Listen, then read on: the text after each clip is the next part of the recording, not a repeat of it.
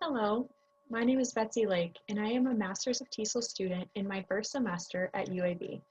I'm excited to present my details and findings for the final project. Let's start with S Sunshine. I hope you find my research interesting and informative. In this presentation, I will introduce my subject and describe where research took place. I will describe my lesson design and implementation. Next, I'll share the details of my initial and final assessments, and then display the results.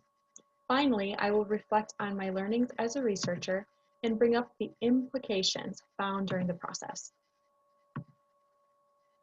With my subject's permission, I chose the pseudonym Sunshine because I believe it reflects her lovely personality.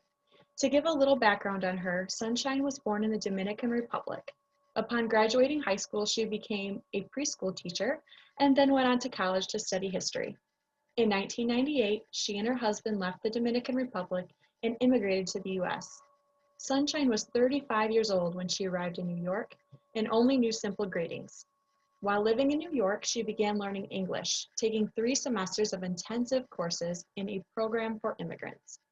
Sunshine is an avid learner and continues to learn English. She attends weekly ESL classes for adult women at the Beta Life Center located in the city where she lives. She also attends a bilingual mass every weekend, which gives her great practice. Sunshine and I decided to meet at the Beta Life Center, where she attends ESL classes and I serve as the tutor, or a tutor. Our first 3 sessions were held here, but due to COVID-19 circumstances, we ended up finishing up the last 3 sessions on Zoom. I think it's important to note that one of Sunshine's goals is to become more understandable.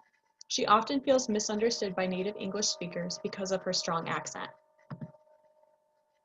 I conducted my initial reading with Sunshine on 10/6/2020 to gain an understanding of the areas that we should work on together.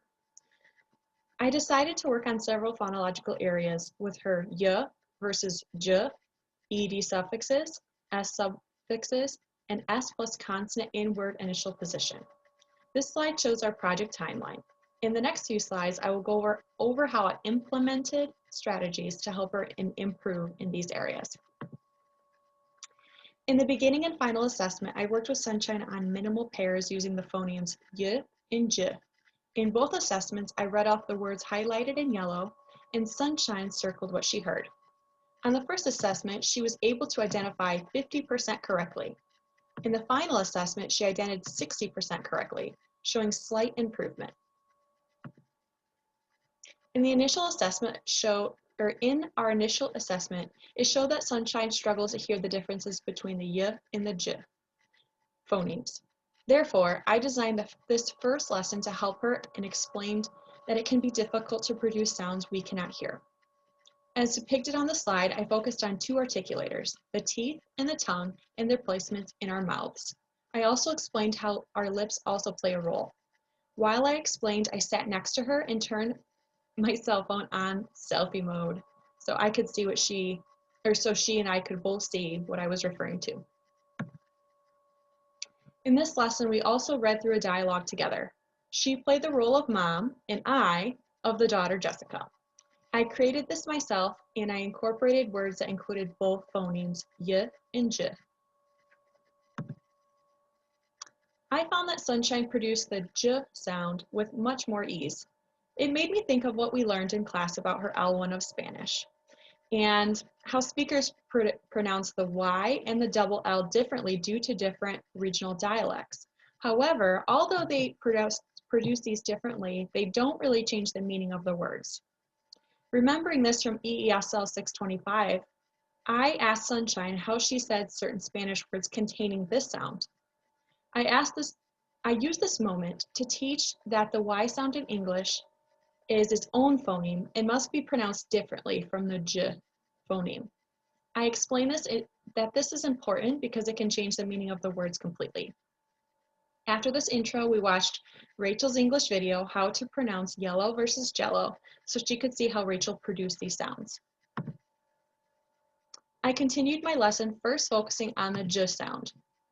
I showed her using this diagram in our EESL 625 PowerPoint to show her where the tongue touches the palate and the uvula is up and touches the back of the throat. I explained that we feel some friction where our tongue meets. the top of our mouth.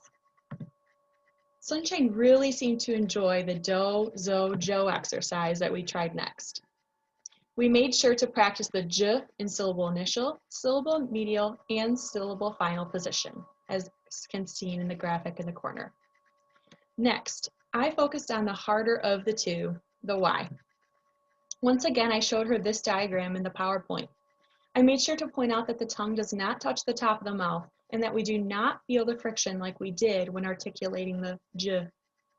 We talked about how the Y can be invisible, and I showed her some examples, like this one on the slide. Lastly, we practiced the Y in syllable initial and syllable medial position as well. At the end of the 30 to 40-minute class, I gave her a homework assignment to complete. She circled the word to fill in the blank in each statement. Then I had to record herself reading the sentences. After she finished this first recording, I asked her to listen to it and see if she could assess her pronunciation on her own, and then to record it once more. When listening to both of these recordings in class, I did notice some improvement on the second recording. Lesson 3, Introduction to ED Suffixes. So, I noticed in the initial reading that Sunshine dropped all ED endings. I knew this area would be one we'd need to focus on. In this segment of this presentation and of the lesson planning, I used a PowerPoint to emphasize the importance of pronouncing ED endings in English, as this indicates past tense to our listeners. Then I created a chart with 3 columns and asked Sunshine to listen closely as I produced the words. I asked Sunshine if she noticed anything differently in the way that the words were pronounced. To my surprise, she said she did, but she couldn't exactly point out the reason why. So I explained that the ED endings in English can sound like a D, D, a T, T, and ID, id, depending on the last consonant that precedes it. In the next slide, I explained that this was due to voicing. We talked about what this meant, and I showed her how she could tell if the ending consonant was voiced or unvoiced. I explained that when a sound is voiced, we feel vibration. We practiced saying these phonemes and also a few minimal pairs. While we said these, I also had her place her hand on her neck and then both sides of her head. Sunshine could feel the difference between the sounds and the minimal pairs. In the next slide, we went over some examples and then ended the class watching Rachel's English, How to Pronounce ED Verb Endings, American English Pronunciation. While watching this together, I paused between examples to see if Sunshine could tell me how the ED would be produced with each example before Rachel gave us the answer. At the end, I gave her a homework assignment to practice hearing the t, d, id endings. I recorded myself saying each word in the chart on her phone and asked her to practice the words along with me during the week. She then wrote each past tense verb in the correct corresponding column, T, D, and ID, based on what she heard. She claimed the recording I made for her helped her with her assignment. She also told me that she practiced repeating them after me. I was impressed by her effort, and especially that she put all of the words in the correct columns and earned 100%. We continued to practice the ED suffix in our 4th meeting. We worked on guided practice using Sloppy Sarah and Neat Nellie exercise on page 402 in the Celsi Murcia, Brinton, and Goodwin textbook, followed by a communicative practice, where Sunshine and I asked each other questions about our past using the ED endings. In lesson 5, we continued on to our last phonological features that we would focus on in our time together. I combined the S plus constant in word initial position with the S suffix in this lesson. I found in my initial assessment with Sunshine that she often inserted an E before her S in syllable initial position. This made sense to me when comparing this to her L1 of Spanish. In this slide, I showed her some examples comparing her L1 to her L2 and explained that because the E or the does come before the S in many cases in Spanish, it made total sense why she would do this in English too. I used what I called as the stretching technique. We used our hands to stretch the S sound out like we were holding a rubber band, like this. S, or stop, story, silence. I found this technique to be very effective in helping Sunshine eliminate the E sound before her S's. Then we tried some tongue twisters for extra practice. We laughed a lot during this exercise. We continued going through the PowerPoint and talked about the S suffix. I used one of the tables found in our class PowerPoint to help me explain why and when we use the S suffix in English. There are several cases. Next, we put this into application. We read through the phrases on this slide and talked about which case we saw in each sentence. I also explained that these S's in English can also be found or can also sound like a Z, Z, or an easy Z, is, like washes, and explained that this went back to voicing. At the end of lesson 5, I assigned Sunshine one more homework assignment. This assignment was a reading practice that incorporated all the phonological areas we had worked on. During the week, I had her read the prompt 3 times and record herself each time. I was hoping to solidify the areas we'd worked on, and also was hoping she'd hear where she was still struggling. In our final lesson, lesson 6, I had her read this one more time through. On my end, I used this pre-marked page to help me listen for the areas we'd been working on. Even on this last day, I could still hear some of these areas were difficult for her, and so we worked on them together. After this, we also reviewed the S suffixes and the do, zo, jo activities from the weeks prior. To finish out the session, we recorded her final reading assessment. This same prompt was used for Sunshine's initial and final assessment.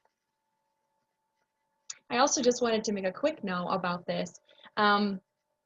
This script was about Benjamin Franklin, and as I mentioned in the first, one of the first slides of this presentation, Sunshine loves history, so I was hoping that this would be something that would interest her, and I think it did. Now, let's go over the results.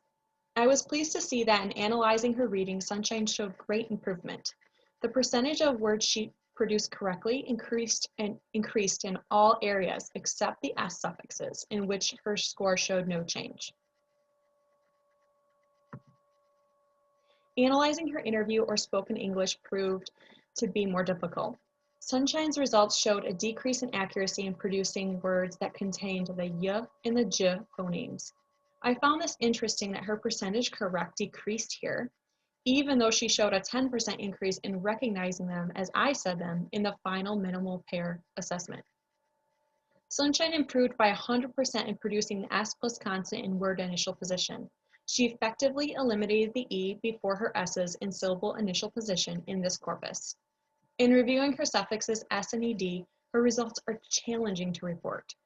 She showed no improvement in producing her ED suffixes. She continues to drop almost all ED endings in her spoken speech. I was unable to assess her S suffix in the corpus due to her responses being geared to past tense as she reflected on her project experience. These comments are also noted below underneath the table and also in my written component of this project. I believe the analysis of her initial and final reading results, the slide before this one, do show a little bit more accuracy. In my conclusion, I would like to review my learnings and the implications found during this project. First, both Sunshine and I preferred meeting in person, and needing to switch formats halfway through the project was less than ideal. Next, in reviewing the results, we covered a lot of ground in 6 weeks, but this time was not enough to allow improvement in all areas. In hindsight, I would have either focused on less features or allowed more time with her to focus on the ones that we did go over. As much as I don't want to admit it, I also believe that age did play a role in Sunshine's experience. I think fossilization has occurred. Not that she cannot change habits, but I do think it's going to be more difficult and take more time for her to make these adjustments. I think I would have done more communicative practice instead as well, instead of so much drilling and pronunciation practice. In the end, though, Sunshine was very pleased with her final reading results and wants to continue working with me on pronunciation. I'd say that's a win. Okay, Sunshine, back to the S's we go. Please see my references and resources listed on this page. Thanks for watching. I hope you enjoyed my presentation.